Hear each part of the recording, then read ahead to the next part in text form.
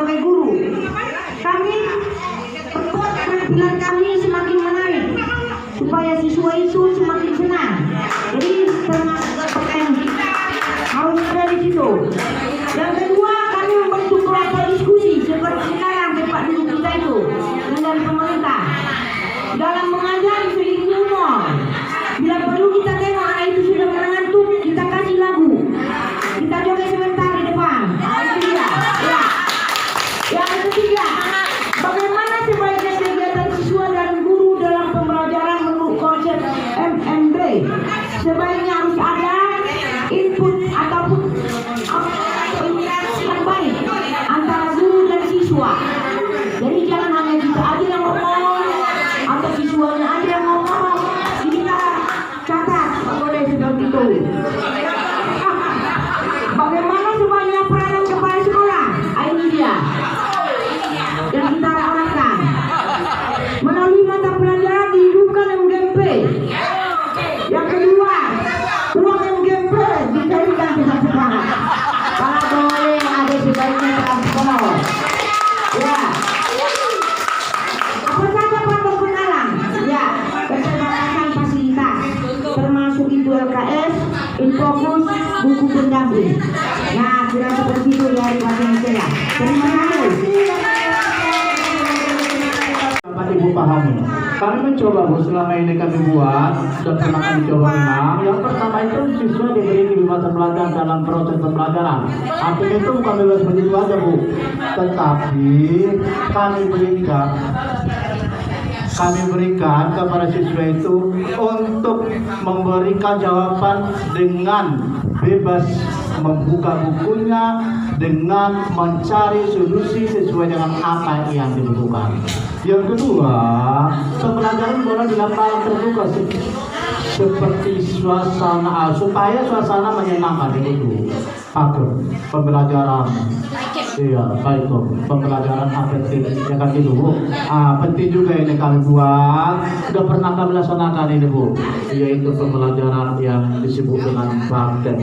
Yang kedua, apa saja yang sudah Bapak Ibu lakukan dalam kegiatan belajar selama sesuai dengan konsep MMB? Yang pertama, yang sudah ya, yang pertama, misalnya kami buat adalah tentang ekosistem, ini belum tentang klasifikasi tumbuhan, memudahkan dia. Materi diadakan di lapangan sekolah. Mereka itu membesar-besarkan tumbuhan yang mana di kotil monokultur mungkin kali ya, karena saya fisika itu. Yang kedua, untuk bagian fisikanya, mengamati keadaan benda sesuai dengan hukum Archimedes. Saya bawa warna itu, saya buat media, saya bawa maskot wadahnya, saya buat bendanya telur, ada yang tenggelam, ada yang terangkum, ada yang melayang, tapi ditambahi dengan kimianya yaitu garam untuk memperkecil massa jenis cair. Itu dia. Yang ketiga C, mengamati benda yang bersifat magnetik dan non magnetik. Ini juga saya mau Bu, saya bawa magnet. Saya coba anak itu, saya suruh anak itu bawa. Kemudian kayu-kayu kecil, kemudian plastik Bu, kemudian batu, kemudian paku. Saya suruh coba nak dekatkan dengan magnet, mana yang ditarik? Oh berarti itu bersifat magnet. Kalau kayu Bapak Ibu didekatkan magnet, ditolak cintanya, nggak mau lengket Bu. Itu namanya bersifat non magnetik. Kemudian yang ketiga, pada sebenarnya Bu, tapi mengenai waktu kita Bu ya. Bagaimana sebaiknya peran kepala sekolah sehubungan dengan implementasi?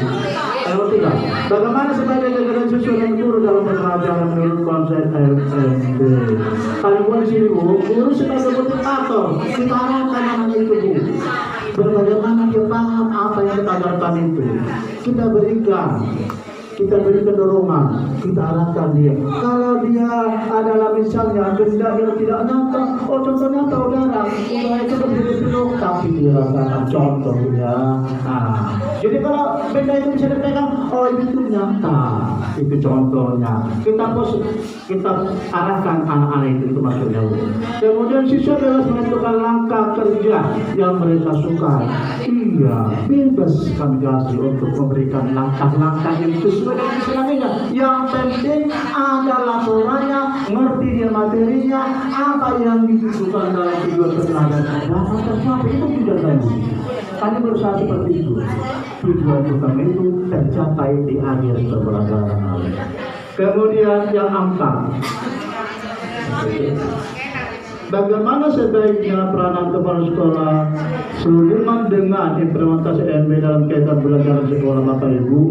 Ya, memfasilitasi kebutuhan kami yang merdeka belajar. Ada juga materi kami nggak ada apanya, alat-alat bahannya, termasuklah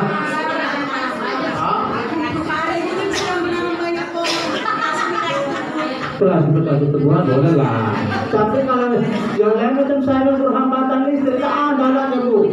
Udah saya buat memang sama. Iya, termasuk ya Bu ya. Fasilitas campuran memadai buku referensi tentang merdeka belajar. Ini termasuk. Kami cuma buku yang dari Departemen Pendidikan itu macam orang Bapak Ibu, nggak tahu ini apa. Soalnya cuma 10, materinya banyak. Jadi persaingan untuk belajar anak-anak kurang, belum mampu. Kedua itu yang saya pelajari tentang alat-alat berat anak-anak yang kurang minimal. Ya, itulah yang boleh kami sampaikan Bu. Ya, untuk hari ini kami rumput IPA, kalau ada kurang lebihnya mohon dimaafkan. Terima kasih atas semua. Tuhan memberkati. Ibu tidak mampu menafsirkan kurikulum dan penilaian, Bapak Ibu tidak bisa melakukan kreativitas dan inovatif. Kenapa? Yang penting Bapak Ibu pahami adalah kurikulumnya dulu, kemudian penilaiannya, baru Bapak Ibu bisa menyusun strategi apa yang akan Bapak Ibu sampaikan di dalam praktek tersebut. Ya, makanya Bapak Ibu, kenapa ini? Mana tingkat nalar siswa ini tidak merata? Jangankan tingkat siswa kita ya, di rumah kita yang satu produksi, ya kan, beda penalarannya. Disitulah Bapak Ibu pemahaman Bapak Ibu terhadap kurikulum dan penilaian. Ketika anak kita tidak merata, strategi apa yang akan kita buat? Itu dia. Makanya Bapak Ibu, ketika Bapak Ibu menetapkan KKN, ikuti prosedurnya. Yang pertama apa? Kompleksitas terhadap materi. Kemudian apa? Intens itu siapa? Peserta didik. Kenapa dibilang intens peserta didik? Karena mereka tidak rata masuknya. Apalagi sistem zonasi. Bisa jadi mungkin di lingkungan ini anak yang standarnya anaknya ke bawah. Ya, jangan kita levelkan ya, jangan kita beri label ya. Jangan kita beri label. Anaknya menengah ke bawah IQ-nya.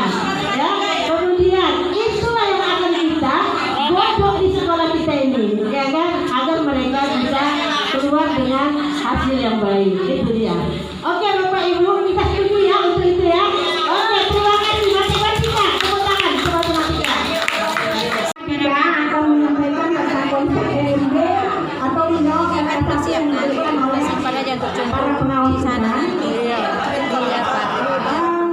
Ini seperti bilang tadi, berhubung matematika itu belum belajar, siswanya udah memutar, menjadi momok setiap sekolah.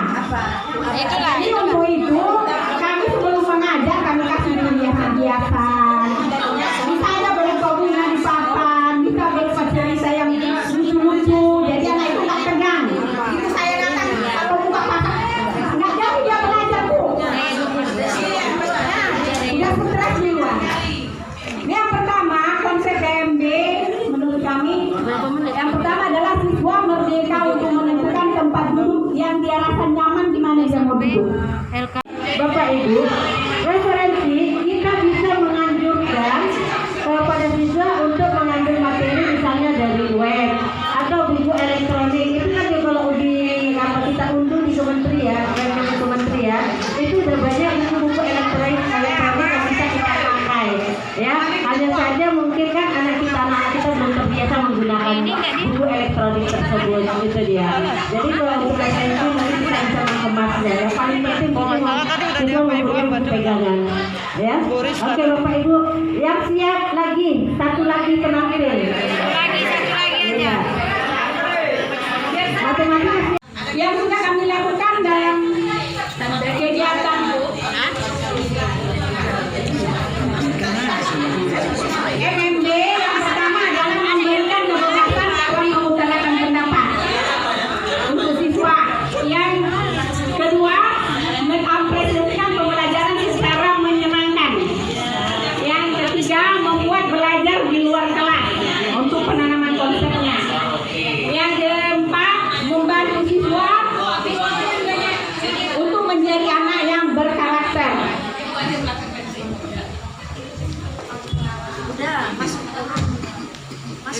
Dan mengadakan PPK sebelum memulai pembelajaran. Itu yang pertama harusnya. Yang nomor 3, kegiatan siswa dan guru. Bagaimana sebaiknya kegiatan siswa dan guru dalam pembelajaran menurut konsep EMD? Yang pertama, guru menggunakan berbagai media pembelajaran. Adanya interaksi antara siswa dan guru, artinya interaksi yang menyenangkan. Jangan ada guru yang takut melihat siswa yang takut melihat gurunya. Jadi kita nggak boleh pasang muka seram, selalu tersenyum. Itu maksud saya. Yang C, dalam pembelajaran dimasukkan penguatan literasi dan pendidikan berkarakter. Yang keempat, bagaimana sebaiknya peran kepala sekolah sehubungan dengan implementasi MMD dalam kegiatan pembelajaran di sekolah Bapak atau Ibu. Sebaiknya kepala sekolah menyiapkan sarana dan prasarana yang dibutuhkan, kemudian memberikan bimbingan dan motivasi kepada guru-guru. Dan yang kelima, apa saja faktor penghalang? Faktor penghalang menurut kami kurangnya sarana dan prasarana atau buku referensi. B, kurangnya alat peraga belajar. Terutama matematika harus membutuhkan banyak alat peraga, tidak bisa dia menghayal. Ya. Yang C, kurangnya minat belajar siswa terhadap matematika. Itu gimana itu? Nah, ini ada sekian menurut pendapat kami. Oke, tepuk tangan untuk matematika. Pak Tominus, gimana nih tanggapannya nih terhadap kerja teman-teman? Ya, oke. Matematika semua. Ya, terima kasih guru matematik, saya senang. Ternyata guru matematik sekarang kebanyakan perempuan. Kalau dulu laki-laki. Ya. Oke Bapak Ibu, saya dari 86 di matematik dan mulai kampung Papua sampai petang. Setiap guru, setiap siswa yang saya ajar, karena sudah ditanamkan, jangan sampai image dari anak-anak itu matematik sulit. Harus ditanamkan matematik menyenangkan. Sehingga kadang-kala kalau saya berdebat dengan guru yang strength, yang killer, saya sangat bertentangan. Nah, saya sangat bertentangan. Apalagi guru setiap langsung. Kalau sudah ada prinsip kita tadi, ini yang terakhir itu tidak ada lagi. Itu tadi apa tadi? Kurangnya minat belajar siswa terhadap matematik. Ya, tipsnya itu tadi. Gunakan matematik itu adalah mata pelajaran menyenangkan. Motivasi, persepsi tadi perlu. Ya, persepsi perlu demonstrasi yang menyegarkan jiwa, adrenalin anak-anak perlu. Ya, kalau tadi seperti Bu katakan tadi bawa dengan lawak silakan aja, tapi yang mendidik ya Bu, jangan sampai melenceng dengan aturan akidah atau tata keramanya. Oke, terima kasih Bu, luar biasa ya Bu ya. Yang penting gunakan alat peraga media yang berinovasi, kreatif dan menyenangkan. Itu yang penting. Oke. Bapak Ibu, ya tepuk tangan buat guru matematik. Oke Bapak Ibu, saya akan tambahkan ini di nomor poin 5. Kurangnya minat siswa terhadap matematika. Tunjuk tangan orang BP mana? Orang BK mana? Iya, orang BK. Ayo. Atu-atunya tidak? Buku mana?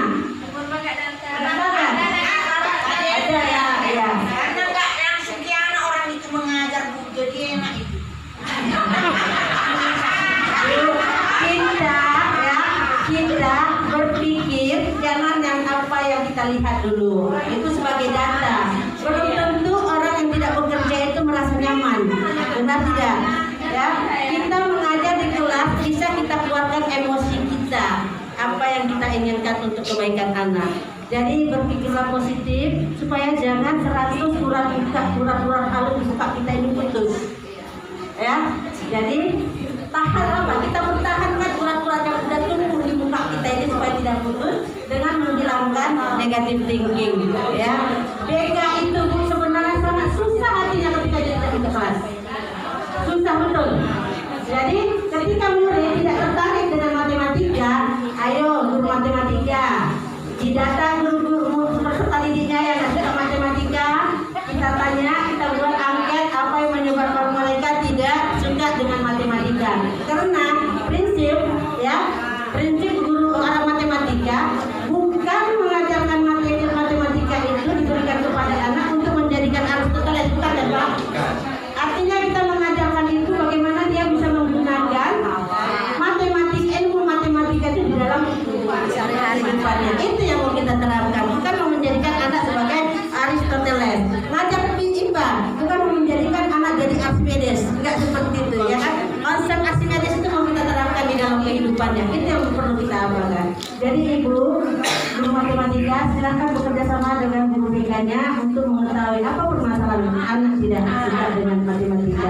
Oke Bapak Ibu, untuk menyemangati kita harus breaking sebentar. Ya, breaking sebentar. Saya mau melihat tingkat konsentrasi Bapak Ibu.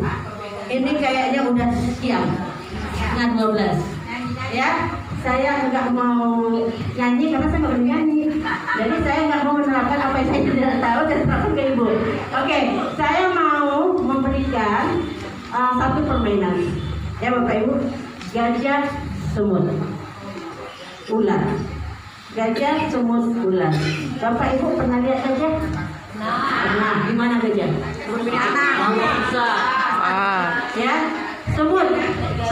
Ya, kita diginiin aja pakai wadah ya kan. Nah, jadi semut kecil. Pernah lihat ular? Pernah. Bagaimana ular? Panjang. Oke, sekarang kita buat apa yang kita ucapkan dengan gerakan. Oke, gajah besar. Semut kecil. Ular ada. Bapak Ibu pengawas tolong perhatikan teman-teman guru yang tidak ini ya. Tidak itu dengan gerakan ya. Saya mulai apa yang saya sebut buatan gerakan. Ayo berdiri semuanya. Semuanya jangan berdiri. Ayo kita bermain Bapak Ibu ya. Oke berdiri semua siapa berdiri berarti bukan anggota sentenam ya. Oh enggak ya. Ayo mungkin ada lelah ya Bu ya. Iya oke. Ya kita berharap bisa berdiri semua ya. Oke gajah besar. Itu saking senangnya Bapak Ibu. Oke semut kecil. Ini Pak bukan kayak ini Pak. Kecil ini lah. Kecil. Ular. Sekarang ya sama-sama. Gajah. Semut. Kecil. Ular. Ya. Sekarang saya mau lihat kebalikannya. Kalau gajah besar tapi kalau saya mau Balikan. gajah siapa yang panjang Bapak?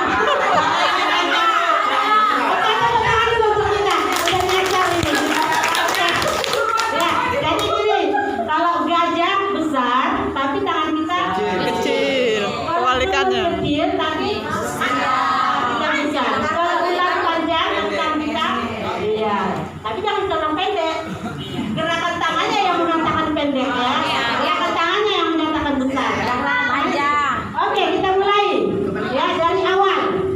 Ya bukan kebalikan dari awal. Gajah. Semut. Ular. Ini yang kebalikannya. Gajah. Semut. Kecil.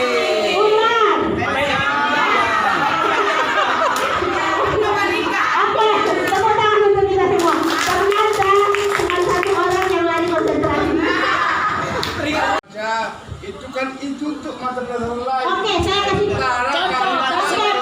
Oke, Bapak. Beda. Tuan pula lah ini ha. Suami saya si Tuan Bapak. Iya, langsung Jadi contoh. gini. Jadi gini ya, saya mau contohkan satu kegiatan olahraga. Iya. Kemudian Bapak terangkan sama saya itu kegiatan apa. Literasi. Seandainya saya mau mengajarkan tentang bola besar, permainan bola besar. Ya kan?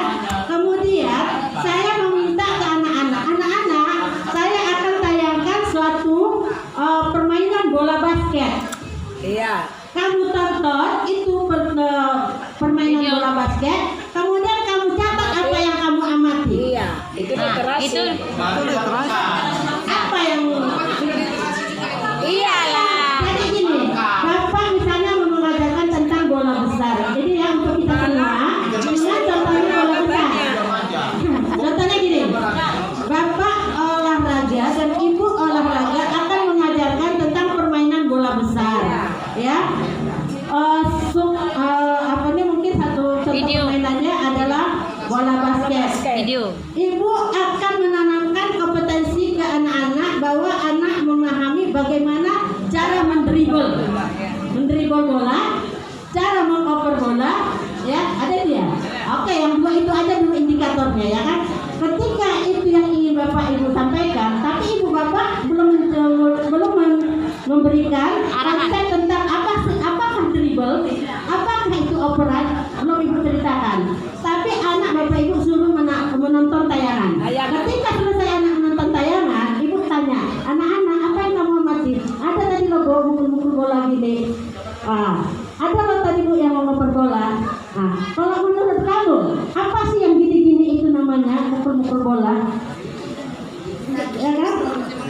Iya, melalui pengamatan anak memperoleh konsep tentang dribble, menerima konsep tentang pengoperan. Ya kan? Artinya Bapak Ibu, sebenarnya Bapak Ibu melaksanakan, hanya menamakannya tidak pas, kan itu dia. Oke, paham Pak Asibuan? Itulah literasi. Bukan begitu perhatikan nih. Salah Kalau memahami. memang ibu pengawas atau pengawas memahami. Kalau macam yang ibu jelaskan tadi perlu dikasih kami tancap. Perlu lah. Gini, kita tadi